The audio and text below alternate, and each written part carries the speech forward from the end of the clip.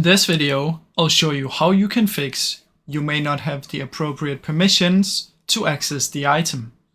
Now the first thing we want to try is come here and search for Windows Security. In Windows Security, go to App and Browser Control, go to Reputation-Based Protection and click on the settings. In here scroll down, and where you see these two, what you want to do is uncheck both of them and then try and open or run the item that you want to open. Now if it works, you can just turn these on again after. If it still doesn't work, just turn these on again, and then we want to head over to the file. In this case, I'm just going to use this folder as an example. So let's say this is the one that I cannot open. What I would do was I would right click on it, Properties. Under Properties, what I would do is I would click on Security.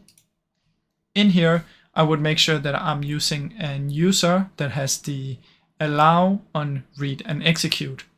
So my normal one is this one. I would click on this, press edit, and make sure read and execute is not denied. So I want to make sure that deny is not ticked off for read and execute. And once you've done both of these things, hopefully it should work. I really hope you enjoyed this video.